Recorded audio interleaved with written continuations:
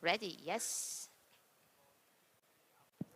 So welcome everyone, and we are from Chainlink Labs. We are here to talk about not only cross-chain applications, but all the Chainlink services.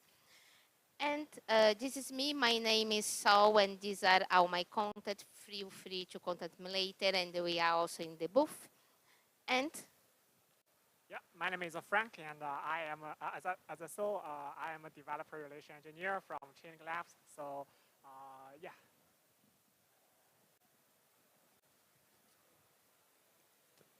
We skip? yeah, yep. Hi everyone, my name's Harry. I'm also in the DevRel team. I lead the DevRel team at Chainlink Labs, and very happy to be here and very happy to connect with you all. And by the way, talking about Chainlink bounties, can you see that I have a phone here? An amazing phone. Headphones. And yes, headphone, yes. And this can be yours if you are our winner. So Harry will explain the bounties. Sure. So Chainlink actually has 20K in bounties as part of this ETHGlobal, so it's a top sponsor. And we've split our bounties into two categories, right? Because Chainlink has, as you're going to find out soon, there's a whole bunch of developer services. We have $4,000 for the use of Chainlink CCIP, which is our cross-chain interoperability protocol. So anything you do in the cross-chain space as part of your project is eligible. We have 3 projects, 4K prizes each one. And then for all of the other services, we've bundled them together into 4 prizes of 2K each. So it could be data feeds, data streams, proof of reserve, functions, automation, VRF, deco, anything you want. So, and other than those, if you're a prize winner as one of those bounties, as an extra special prize, you get, everyone in your team gets a pair of branded Chainlink JBL wireless headphones as well. So a little extra incentive to incentivize you to look at Chainlink and consider Chainlink as part of your project. And for everyone that is here now in this room, in the workshop, you can get these pants, okay? Yes. Yes. And you get pants. So go over there after this and you can have your pants. And also, what about the other blockchains? How can you use Chainlink with everyone that we have here, Harry? Sure. So there's obviously a lot of sponsors here, 70 sponsors. Chainlink fits in and integrates well with many of the other sponsors here. So we're on multiple blockchains other than Ethereum. So if you're considering these, some of these chains here, you can use Chainlink services on those chains and you'll be eligible for prizes for Chainlink as well as the blockchains. Not only blockchains, what else do you have?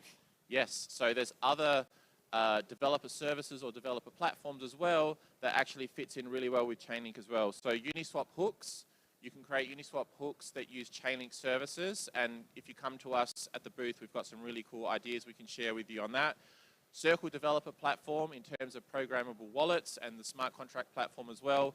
The Chainlink services really fit in well with that too. And the graph fits in really well with Chainlink as well because you can use a product called Chainlink Functions that you're going to hear about soon to actually query subgraphs off-chain and then pull that data back on-chain and do all sorts of interesting things. So there's definitely a lot of synergies with some of the other sponsors here and Chainlink where you can be applicable for prizes with those sponsors as well as Chainlink. Yes, amazing. So this is our presentation now. So everything that we are talking with you, it's here. So it's your moment, get this QR code, and remember that you can own these headphones as well. You can have pants, and all for you.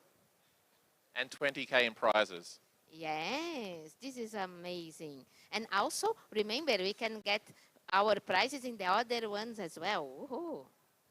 All good? Yes, let's go. So talking about, so what is Oracle? You need us to connect with the world. This is the key. So we really need to use the oracles to be connected with everything that you need. Like imagine that you have data from financial services or for temperatures or for everything. So we need this to connect with everyone, okay? And when I talk about the oracles, it's so important to be decentralized because the way you are bringing the information is the key. So you must be sure that the information is not compromised. So be decentralized can be better for you. And when we talk about the services that we have to offer in a decentralized way, First is all related to data. So data feeds, data streams, and proof of reserve is the way that you can get quotes and especially numbers and using our smart contracts. You'd like the quote of eating USD, or you'd like any other kind of quote or proof some reserve in a bank, you can use all of these services. Also, we have the computing services. They are VRF to generating random numbers. Also, automation to call any function that you have inside the smart contracts with the rule that you need, like can be time, it can be related to an event, or can be related to your business rule, you can. And also you have DACO that was calculated. It's the first time that we have it this year. Wait a minute about DACO. And we have CCIP that there are the amazing prices in bounties as well. So what's CCIP? We are talking about the Chainlink cross-chain interoperability protocol. And Frank, can you tell me about what you can do using CCIP? Yeah, so before I introduce more about CCIP, I just want to give the definition about the cross-chain. So cross-chain is actually a very new concept. It was introduced into our industry like 5 or 6 years ago. So we first think about the cross-chain. So first thing come to my mind, at least, is to cross a token from the blockchain A, we also call it the source chain, to the blockchain B, and we also call it a destination chain. So by doing this, we can just move our funds from the source chain to destination chain. But when the business logic is becoming more and more complicated, and we want to just not only move our tokens, but also we want our tokens to be executed, or we want to send some instructions to the destination as well. So in this scenario, we kind of bind the tokens with the instructions and wrap it into a arbitrary message, and send this message from the source chain to the destination chain. And that is called the cross-chain interoperability for the arbitrary message. And by doing this, you can actually send a cross-chain transaction. For example, you can deploy the NFT smart contract on the blockchain and also send a mint function from another blockchain. And the NFT will be minted under your address on the blockchain where you do not have any fund on that. So if you're a developer for the dApp, and you can provide a interface, kind of like an interface of your application to the different blockchains, so the users residing on the different blockchains, only if that blockchains are supported by CCIP, they can interact with your application without moving their fund. Yeah. Perfect. Thank you, Frank. And this is what Frank told you to us until now. So imagine this, you have the Cersei blockchain, and you have your smart contract in the Cersei blockchain. Over there, this blockchain, this smart contract is communicating with the router, and then we have the CCIP part that's off-chain, and this is more than one chain. I will show you in the next slide. Communicate with the router in the next blockchain, and then if you have a message, you must have a smart contract to receive this message. If it's only tokens, you can send it directly to the end user as well. And like I told you, imagine that the off-chain part must be decentralized. We have 3 different networks that are part of this to be sure that this cannot be compromised, separated roles over there, and this is how the structure of the CCIP. Also, you can see over there that we have tokens. We have token pools. You can have the option of lock or burn tokens and unlock or mint tokens in the other blockchain. We have more to talk about this as well. So these are the chains that we have with CCIP. Many of these chains are here now. They are sponsored, so you can have both, use them with your project. And would you like to have a CCIP with your own token? This is possible now. Frank, can you tell how is this? Yes, that is a very long story. So when the CCIP 1.0 first published, and we supported a list of the tokens. And if you want to move the tokens in that list from the source chain to the destination chain, and that is very easy for you to do. You just send a transaction to the CCIP to say like, I want to burn this token on the source chain, and can you just mint a new token under my address in the destination chain, and the CCIP will help you to do that. But as a CCIP, we need to manually add the token to support the tokens people want to move across the different blockchains. But usually we receive a question from the developers, especially for the individual developer, to say like, I just create a token, and can I just use a CCIP to move my token from the a Polygon to the Arbitrum? How we can do that? So before the Chainlink CCIP 1.5, it's a little bit complicated because you need to deploy your token smart contract as well as a pool smart contract, the token pool. I mean, so you can just log your token and release your token and burn and mint your tokens, but you need to develop by yourself. But with a new version of the Chainlink CCIP, we introduced something called cross-chain tokens and the CCT standard. So this standard offers a token standard to allow the developers to use this token and the token pool as well, based on this token to deploy this two smart contract and then register this token with the Chainlink CCIP. So with this mechanism, you can move any token you want from the source chain to the destination chain. And what's more, you can also set the rate to move your token, like only maximum of the 100 tokens per minute. You can do this with the Chainlink CCIP.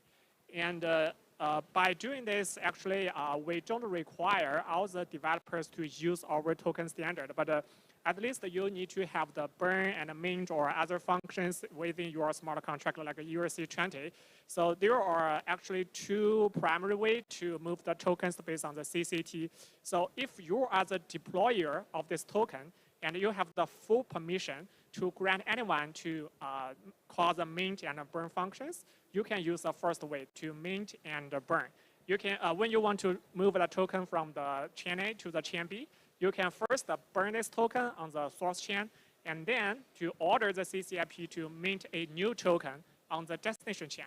But for this one, you need to have the permission to allow the token pool smart contract to call the specific function within the token contract. This is a highest efficiency for the token bridge. But if the token is deployed a long time ago and you are not actually the deployer or the admin of this token contract, you cannot allow someone else to call the function like burn and mint. What you can do? You can use like a lock and mint or lock and unlock. For lock and mint, you only need to create a token pool on the source chain and lock this token. When I say lock, I mean move this token to the token pool smart contract. Then to mint a new wrapped token on the destination blockchain. So there is an original token and there is a wrapped asset on the different blockchains. This is very necessary for the token that has a very long history and you do not have the full permission, and you can do the lock and mint. Or if you want to use that in the reverse order in the destination chain, just burn that wrapped asset. You just create it based on the original token on the source chain, and new token can the token can be unlocked on the source chain, and you can get it back from the destination chain. And we also provide the lock and unlock as a third way. So this is actually, the liquidity fragmentation will happen in this mechanism because you always need to maintain a pool of the tokens across the different blockchains.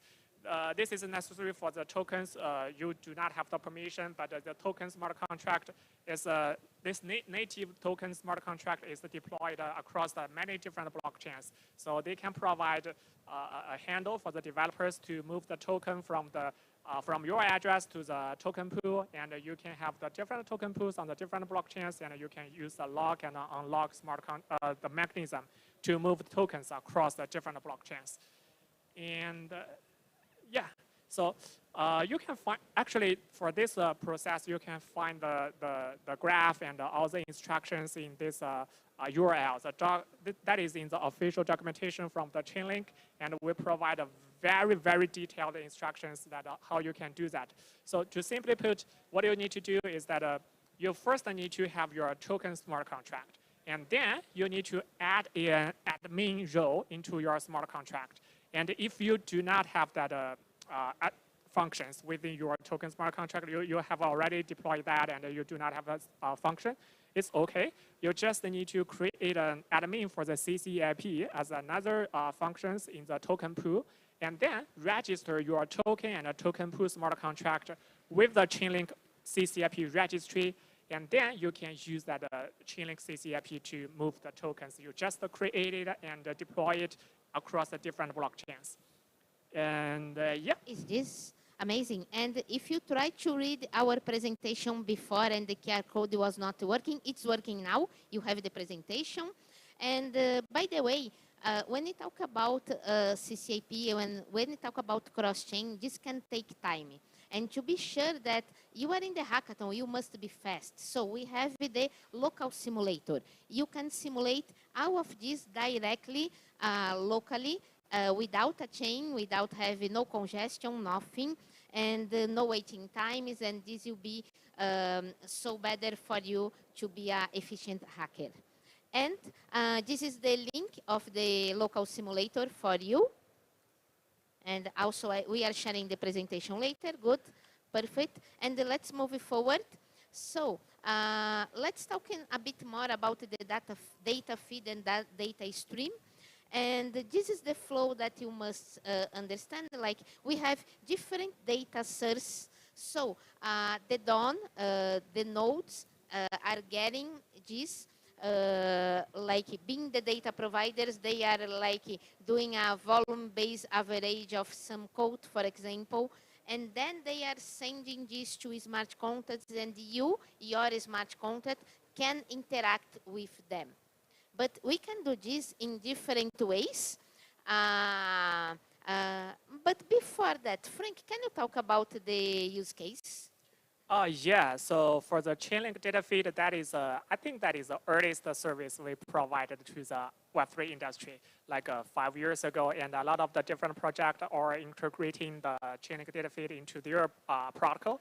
And if you are a developer to build something like a DeFi, the decentralized finance, there is a very decent chance that you are going to need a Chainlink data feed in your project, because whatever you do, you need to know the price of the asset. User interact with your protocol, or user collateralized their asset in the protocol. So the common use cases for the data feed is like lending and borrowing. So you have a protocol that the user just stake their asset and get some liquidity back. In this scenario, it is very important for you to get the correct price of the asset staked by the user. And the price, the price is pretty important. And if that price is wrong, maybe the other users in your asset pool will lose their money. So that is very important to secure that price data is correct. And except for that, maybe if you want to build something like a mirror asset, or we can call it a synthetic asset. The original idea is that we can allow the users to not only treat the native tokens on the blockchain, but also treat the asset from the real world, like a stock market or fiat or a commodity. And for this one, you can get all the different types of the commodity or other assets price from the data feed. Yes, we also provide the price for other commodity. And also for the stablecoin, you need to know the value of the asset staked. And for the option and the future, you know, that is even more important for you to get a price data correctly from the data feed. Yes, but this is important. Remember that I told you about the data feeds and the data streams. What is the difference, Frank? Yeah, so for data feed, it's like a push based. So if you want to use the data feed, you don't need to pay for the data feed. Like every request, you need to pay some tokens. You just need to wait. Like a data feed will push the price data into the smart contract based on two conditions. If the price of the token alternate more than maybe 0.5%, then there going to be a new update. Or if the heartbeat time end, like 1 hour or 45 minutes, if that time expires, the new price data will be triggered.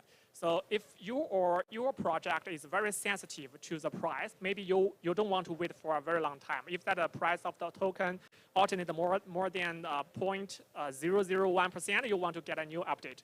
Then in this scenario, you need to just manually send a request to the Chainlink, and the Chainlink will just catch your request and get whatever you want and feed that back to your smart contract. And that is called the pool base.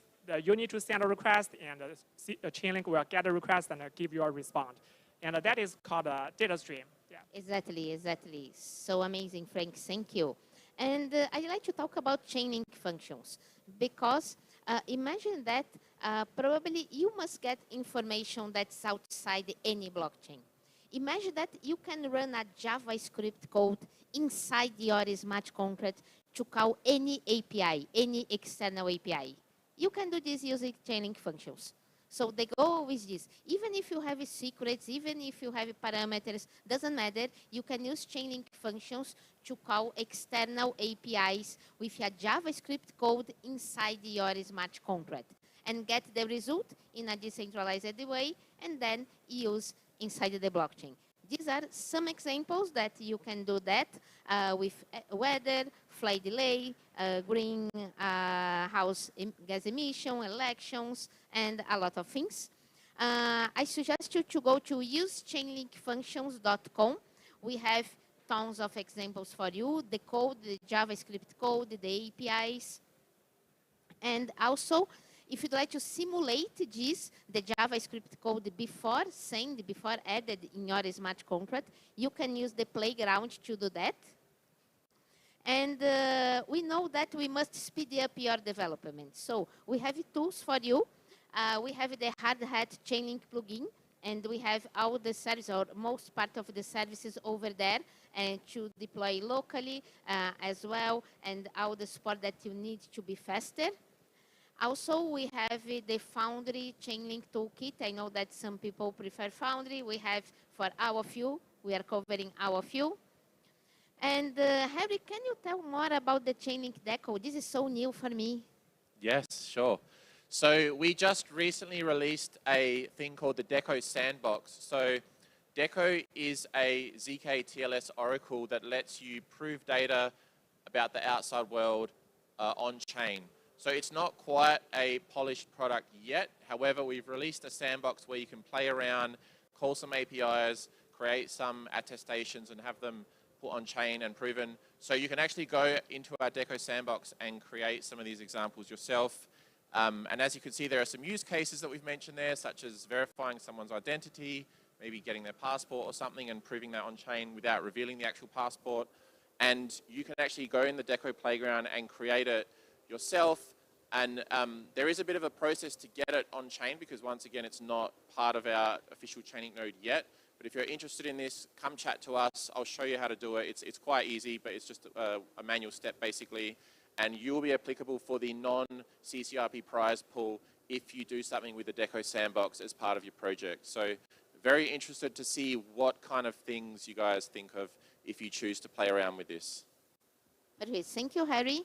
And we also have a VRF. So this is the verifiable random function. And Frank, can you explain for me some use cases for VRF? Why I need the VRF? Yeah, so you know that getting a randomness on the blockchain is always a problem. So before we use a central server to provide a random number to the on-chain smart contract, but you know it is not that reliable, right? And after that, we can just use the transaction hash as a seed for the randomness. But if that we only rely on the on-chain data, maybe the transaction hash can be contributed by some big miners. So for the Chainlink VRF, we provide the randomness with a proof, and you can use a proof to prove that the randomness provided by Chainlink VRF is just secure and just predefined functions. So we all agreed. So for the Chainlink VRF, if you are building the NFT smart contract like a gaming project, you want the different developer, or I'm sorry, the users to mint your NFT randomly, or you want to pick some people from the whitelist randomly. And you need a randomness for this kind of scenarios. So for example, if the feature of this NFT is rare and the feature for that one is super rare, you need to have a mechanism to decide which is better and which is not that good. So for the NFT creation, distribution, or raffling, or just fair selecting some people from the whitelist, you can use the Chainlink VRF to do that. And we also have an article to list all the 35 use cases, and the URL is on the bottom of this slide. Exactly. This is important to you. I know that some of you are still thinking what I can build in this hackathon. You can have these use cases and that can help you as well. And this is talking about automation. So imagine that you would like to have some conditions updated inside your smart contract. Do you know that your smart contract cannot call itself? So I must have some external way to do that. Okay, I can have like a bot in a Google, in a cloud service, but it's better if I have this in a decentralized way. And this is Chainlink automation. So you can have 3 kinds of triggers. One, by time. I'd like to call my function every day, every hour. I can do that. Or you'd like to call your function every time some token is sent because the function is, the automation is monitoring the event transfer. You can do that. Or you'd like to call something or to do something inside your smart contract when your balance in that token is low, is almost zero, or any kind of condition. You can choose your condition and run an automation. Check upkeep is the condition. The update upkeep is what you'd like to do with that. And these are some use cases for you. I'm not covering all of them now. If you'd like to know more demonstrations and more resources related to all of these, all of the Chainlink services, this is the way we have the demos and also the resources over there. And to finish, let's talk about the judges and criteria. So when you are looking your project, we are looking for how you are using blockchain, how you are using Chainlink, and if your project is something totally different, that's the wow factor. And we have more than one person judging you over there. And how to pitch your project to Chainlink. Maybe this is not only for Chainlink, okay? But this can be useful for you. So first, show us the code. We would like to know, are you really using Chainlink? Don't come with presentation if I cannot see your smart contract. First, I must see your smart contract. Where is Chainlink? Then, if you pass this phase, we'd like to see your presentation. But it's better if you use your application, if you really demonstrate something, not only slides. Don't spend too much time showing slides. Go to your application. You build something, use that time to show what you built first. And I think the first part of Chainlink is only for us, but this part is useful for you from the main judge as well, okay? Less time on slides, more time what you build. Okay? And by the way, sometimes in the last day, we have some congestion in the network, in the Wi-Fi. Be ready, have some transactions done like 1 hour before, and the night before, to be sure that you have something to prove your work. Okay? And this is the presentation again. If you could not read before, you can read now. And it is working now. I'm sure of that.